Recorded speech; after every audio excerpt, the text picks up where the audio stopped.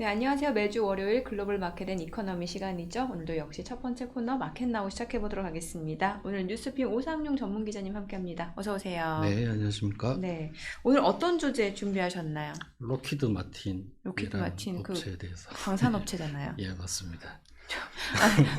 물론 이게 트럼프하고도 뭔가 연관이 있을 것 예, 같긴 맞습니다. 한데 예, 궁금하네요. 방산업체. 예, 예. 좀 으스스하지 않습니까? 그렇죠. 일단 무기 수출하는 업체잖아요. 네, 네. 뭐 그만큼 요즘 세상이 그렇게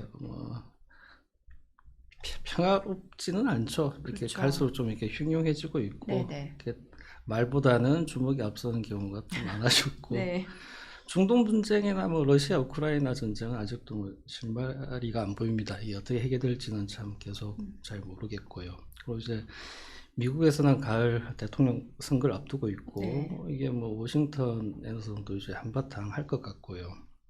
이게 필연적으로 선거 과정에서 그 트럼프나 해리스 모두 내가 더 이제 대외 정책을 더 강하게 밀고 나올 수 있다라는 선명성 네. 싸움을 할 것 같습니다. 뭐 이미 지금 보면은 그 트럼프 말 몇 마디에 좀 시장이 좀 출렁출렁하고 있습니다.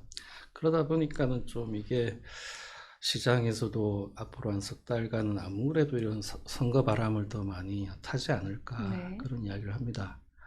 자, 본론으로 들어가기 앞서가지고 좀 몇 가지만 좀 우리가 살펴볼게요. 1번 차트 한번 볼까요? 이게 참 나오는 사람들의 면면이 간단치가 않죠. 소위 말하는 생케입니다. 생케. 맞네요. 그리고 이게 지난 한 2015년, 2016년부터 한 10년간의 이 세상을 설명하는 핵심 단어가 뭘까를 이렇게 생각을 해봤는데 네. 하나는 엑시트입니다. 그 탈출이죠. 기존의 어떤 그 질서로부터서 그 벗어나려고 하는 거. 그다음에 양분입니다. 뭔가 둘로 이렇게 나뉘는 거죠. 네. 우리가 맨 그 차트에서 맨 왼쪽 그림을 보시면 이게 유럽연합 깃발하고 영국 깃발이죠. 브렉시트. 예, 영국이 이제 유럽연합에서 그 탈출했던 이게 실제 이행된 거는 2020년 1월 31일 오후, 그러니까 밤 11시였던 것 같아요. 네네. 그걸 이제 기점으로 해서 이행이 되어졌는데 사실 그 출발점은 2026년도입니다. 그에 이제 국민투표를 통해서 유럽연합을 탈출하겠다라고 이제 결정이 되어졌던 것이죠. 그 2016년은 우리가 세계사적으로 앞으로 좀 되게 많이 회자가 될 것 같아요. 그 해에 보면은 미국에서는 무슨 일이 있었냐. 그 유명한 도널드 네. 트럼프가 굉장한 신드롬을 일으키면서 그의 가을에 이제 대통령까지 됩니다. 이게 미국하고 영국은 우리가 흔히 해양 세력이라 그러죠. 이 해양 세력을 중심으로 해서 지난 10년 전에 보면 이렇게 어떤 기존 질서로부터서 뭔가 멀어지려고 하는 움직임이 나타났어요. 왜 그랬을까요? 그 배경을 이제 우리가 좀 공통적으로 좀 이제 뭐가 그 배경이었을까를 설명할 때 네. 자주 흔히 이제 언급되는 게 이민자들에 대한 불편함. 그리고 내 코가 석자인데 남 네. 도와줄 일이 뭐 있냐라는 네네. 자국 우선주의. 그 두 가지 부분이 아마 이 2016년도 그때 어떤 두 사건 네. 밑바닥에 있습니다. 그리고 우리 잘 아시듯이 도널드 트럼프가 처음에 이제 들어왔던 그 집권 1기를 흔히 그 세계화의 되돌림의 시작 혹은 탈세계화라고 이렇게 말씀들을 네. 하잖아요. 보면은 많은 부분에서 이제 그 어떤 기존 질서에서 벗어나려고 하는 시도들이 있었습니다. 가장 이제 비근한 예로 그 국제 무역에 있어서는 슈퍼 301조에 근거해서 관세 폭탄 매기면서 그 세계 무역 체제에서 좀 이제 흔들어 놓으려는, 그러니까 사실상은 미국이 만들어 놨던 그 세계 질서가 이제는 미국을 약탈하고 있다라는 이제 이야기를 하면서 네네. 그 세계 질서를 흔들어 놓죠. 그런 부분들이 이제 지난 한 10년간 동안 보면은 그게 약해졌느냐?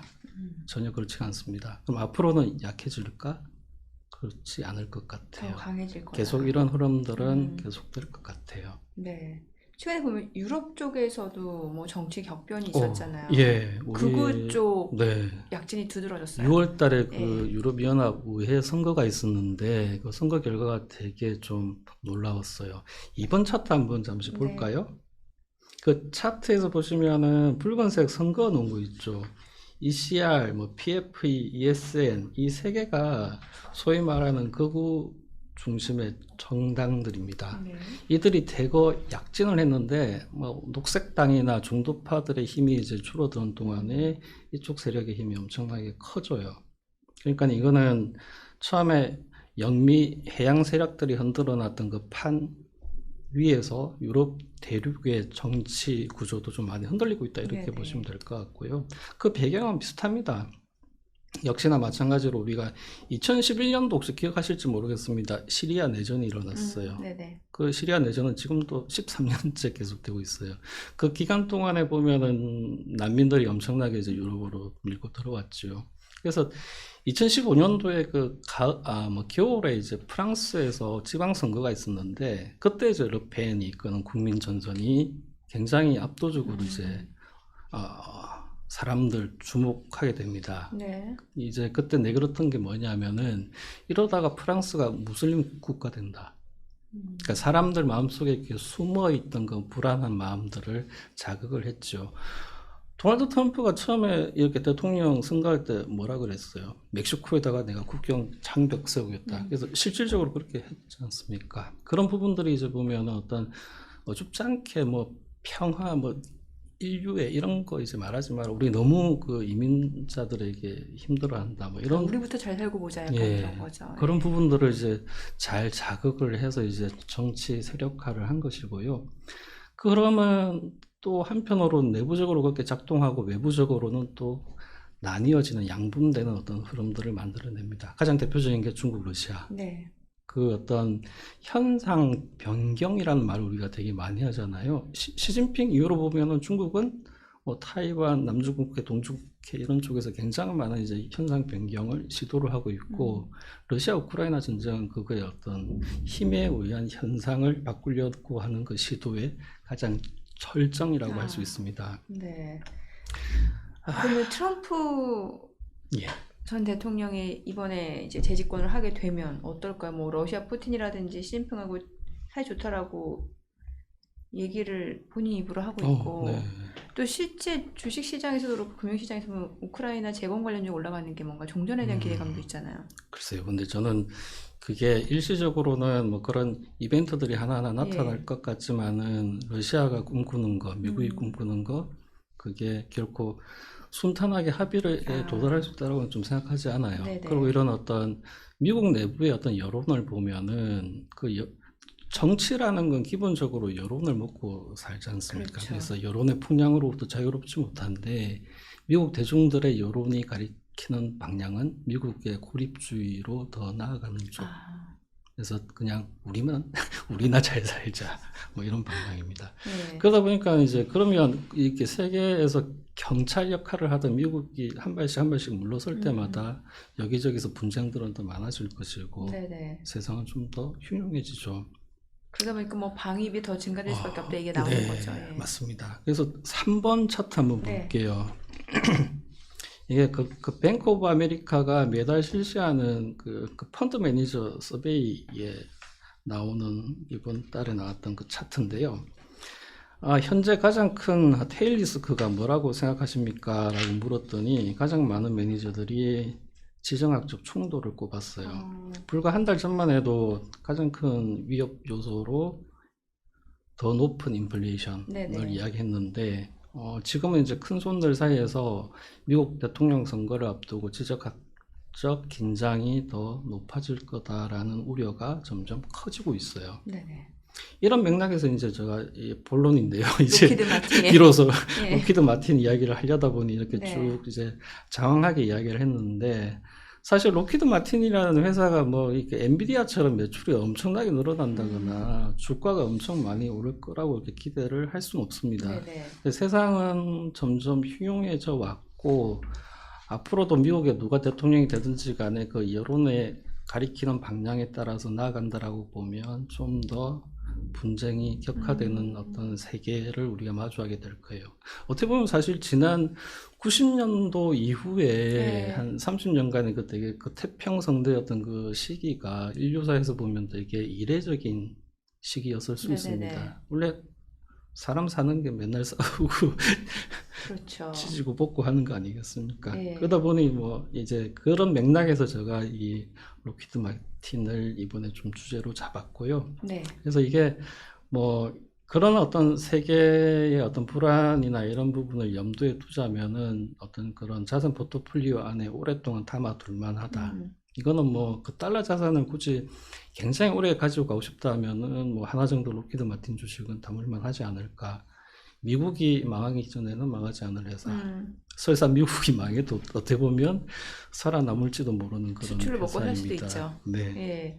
아니 오죽하면은 뭐 트럼프 전 대통령이 하는 발언에 따라서 이제 많은 이제 영향을 받는데 얼마 전에 그 TSMC와 관련해서도 대만 TSMC 네. 예. 야, 자기네 반도체 업체들이 너네 때문에 그렇죠. 지금 수익성이 네. 악화되는 거다 하면서 그걸 빌미로 네. 방위비 얘기를 했잖아요. 오, 네. 예, 우리나라한테도 지금 방위비 맞습니다. 증액 이슈가 있을 수밖에 없다는 얘기가 나오고. 그러니까요. 앞으로 남은 석 달여 동안의 그 대통령 선거 기간 동안 얼마나 많은 말들을 쏟아내겠어요. 예. 그때마다 또 시장이 얼마나 휘청이겠어요. 많은 영향을 받죠. 그러니까 이게 뭐 이렇게 길게 안 보더라도 한 두세 달 정도 그런 어떤 이런 정치적인 회오리로부터서 좀 이렇게 숨을 잇고 싶다 한다면은 이런 로키드 마틴이나 방위산업주를 좀 이렇게 눈여겨 볼 만하다라는 그런 숨어 있는 이야기들이 것보다 오히려 나옵니다. 수혜가 예상될 수도 있는. 네. 그렇죠. 네. 실적은 실제로 어때요? 그래서 이게 요즘에 이제 실적이 아주 좋게 나왔어요. 아. 지난주 7월 23일 날 이제 네. 2분기 실적을 내놨는데 월가 예상치는 매출이나 뭐 순익 모두 작년 동기보다는 못할 거다, 오히려 줄어들 거다라고 이렇게 예상을 해놨는데 네. 실제 나온 결과는 그 예상과 전혀 달리 매출도 많이 늘었고 순익도 늘었습니다. 그래서 예상을 웃도는 서프라이즈였어요. 4번 차트에 간단히 설명을 했는데요. 매출은 이제 1년 전보다 한 9% 늘어서 181억 달러가 됐고 주당 순익도 한 3.3%가 늘어서 6.8억 달러로 늘었어요. 네. 이게 월가에서 줄어들 거다라고 이렇게 마음의 준비를 하고 있다가 이렇게 좋은 실적이 나오니까 뭐 상당히 다들 놀랬던 것이고요. 그리고 회사가 연간 매출하고 연간 순익 전망을 이번에 이제 새로 업데이트를 했는데 네. 올 초에 이제 제시했던 가이던스보다 다 상향했어요. 매출도 당초 가이던스보다는 한 17억 달러 더 많아질 거다라고 네네. 이렇게 봤었고, 그 다음에 주당 순익도 원래 한 26달러 정도 연간치입니다. 연간으로 26달러 정도 예상했는데 이번에 가이던스 보면 한 26.35달러 더 이제 높여 잡았던 것이고요. 그러니까 실제 실적도 좋았고 앞으로 예. 가이던스 전망치도 예. 좋다라는 거는 뭐 좋네요. 상당히 이제 네. 뭐 이제는 좀 그래서 그간 이렇게 난기류 속에 있었는데 그걸 이제 뚫고서 이제 올라가나 보다 하고서 이제 많은 기대들을 하고 있어요. 5번 차트 이어서 그냥 볼게요. 이게 F35입니다. 예. 전투기. 예, 요즘에 이제 가장 최신 주력이고요.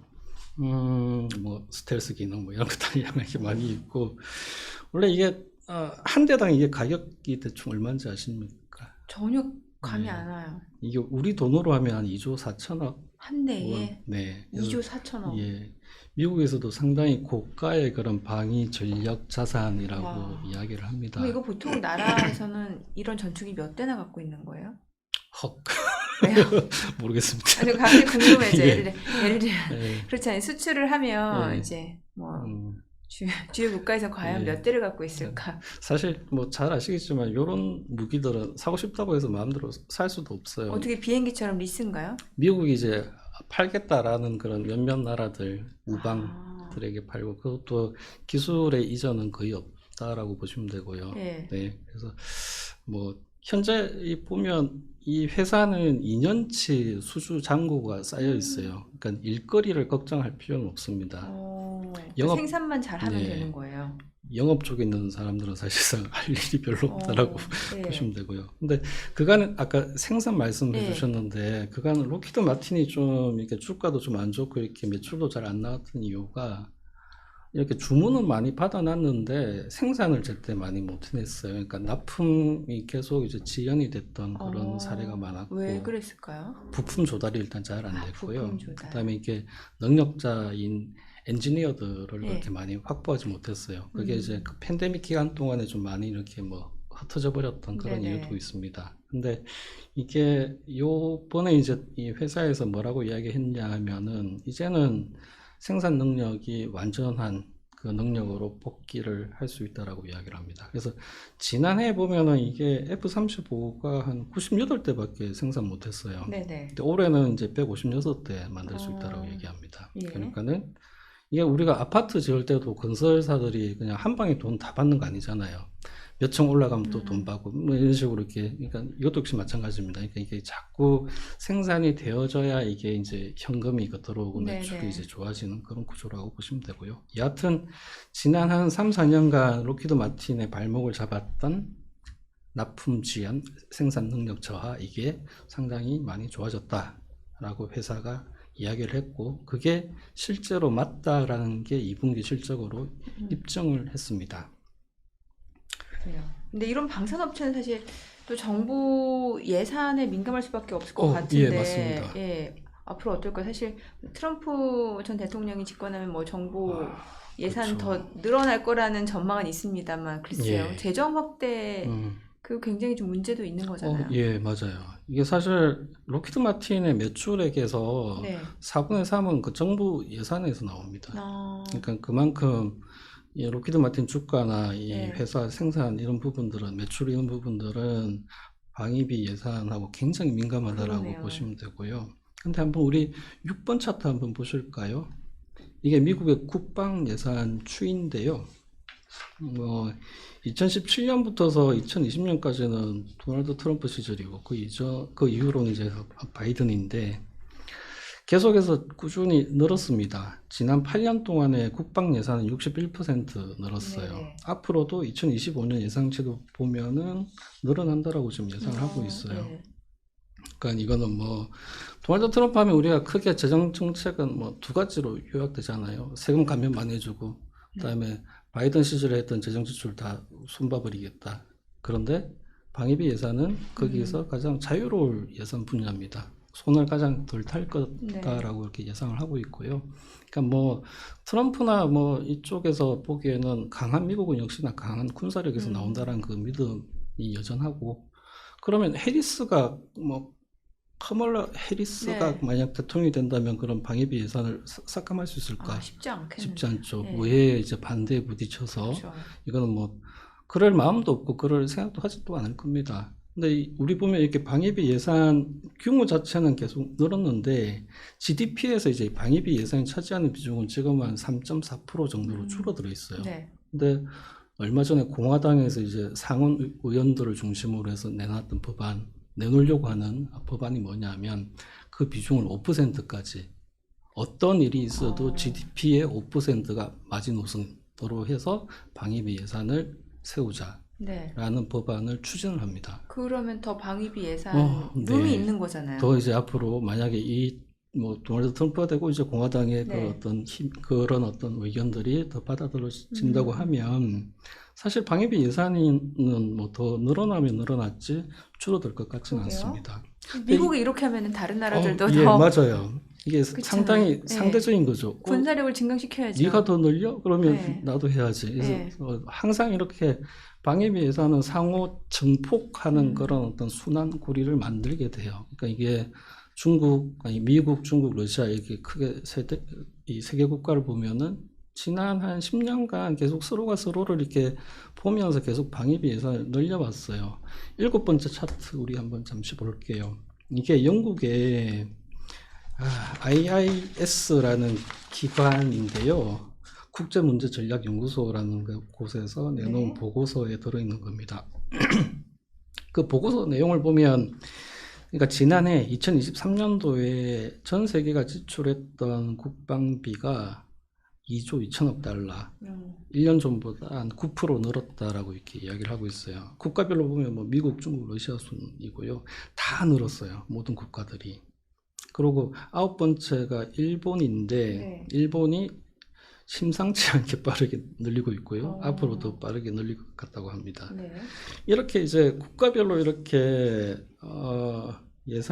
방위비 예산을 이렇게 늘린다라는 건 결국 무슨 말이냐면 방위 산업체들의 매출 기반이 그만큼 이제 늘어난다라고 보셔야겠죠. 수요처가 아무래도. 탄탄하면 네. 그렇죠. 예. 그리고 아까도 말씀드렸듯이 미국이란 나라가 이제 점점 이제 고립주의로 나아간다라고 하면 그 말은 아까도 말씀드렸던 분쟁은 더 잦아질 거고 그렇죠. 각자 도생의 세계로 이제 접어들기 때문에 네. 많은 나라들이 진짜 실제로 방위비 예산을 더 늘려야 하는 그런 상황이 오게 됩니다. 그럼 월가에서는 그래서 로키드 마틴 네. 을 어떻게 평가하는지 이번에 궁금하네요. 한번 우리 8번 차트 한번 주가부터 한번 네. 보시죠. 이게 로키드 마틴의 올해 주가 흐름인데요.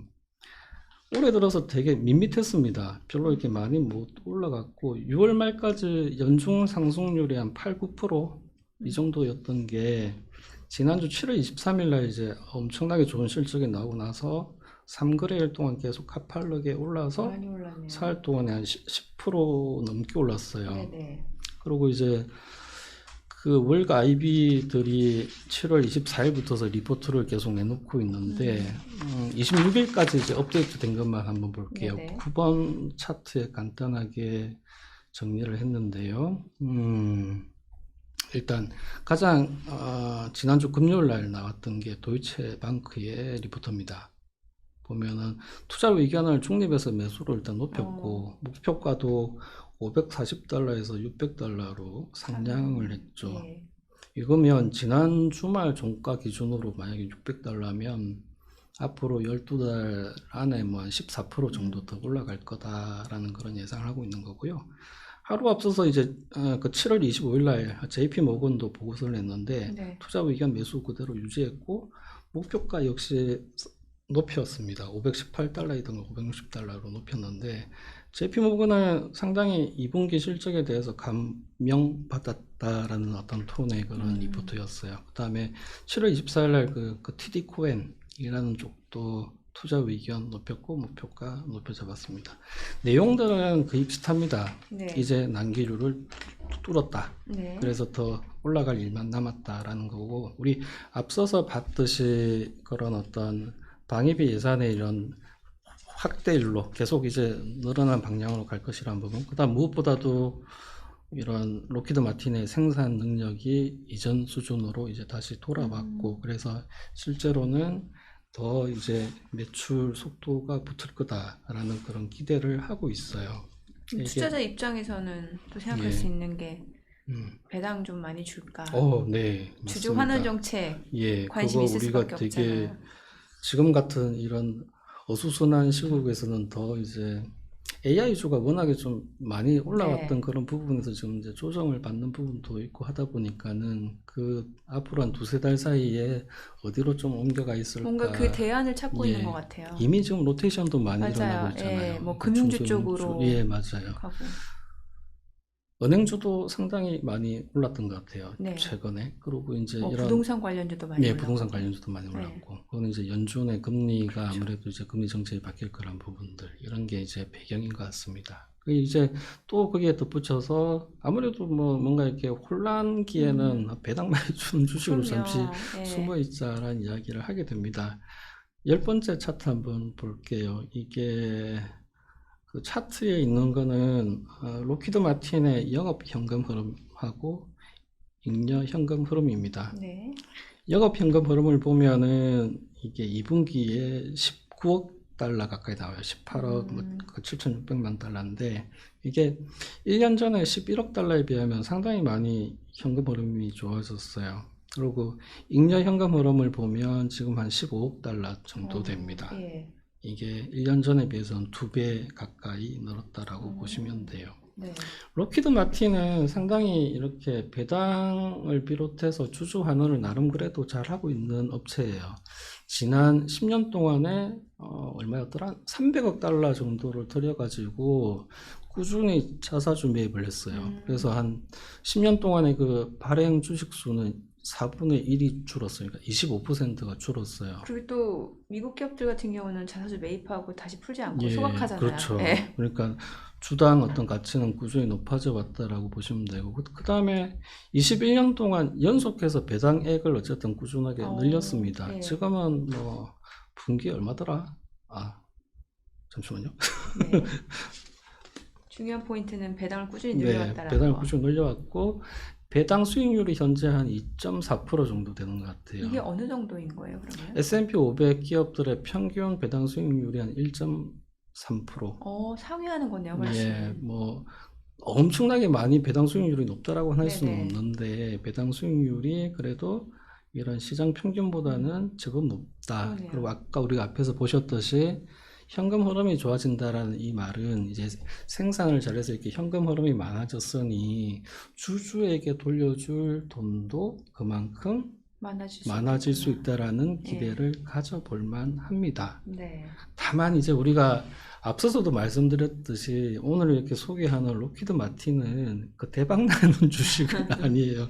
뭐 엔비디아나 뭐 코인 같은 그런 엄청나게 네. 이렇게 뭐 짜릿함을 선사하는 그런 종목은 아닙니다. 오히려 우리나라 예. 그 무기 업체들 뭐 하나 에어로스페이스, LIG 넥슨 오, 이런 네. 종목들 보면은 이렇게 좀 방위비 이슈 있거나 이럴 때 보면은 네. 또 괜찮더라고요. 네. 그리고 아까도 말씀드렸듯이 아마 11월 초에 그 대선까지는 어쨌든 여기저기서 말들이 그렇죠. 많이 나옵니다. 그 말 한마디 한마디에 의해서 또 희비가 엇갈리고 로직이 잘 안 통한다라는 이야기를 하게 될 겁니다. 그럴 때는 그래도 그냥 크게 뭐 매출에 이런 어떤 엄청난 업텀은 없더라 하더라도 그냥 꾸준한 그런 종목들로 좀 옮겨가고자 하거나 혹은 그럴 거라는 생각에 또 돈들이 실제로 좀 이렇게 옮겨갈 그렇죠. 수도 있고 하니까요.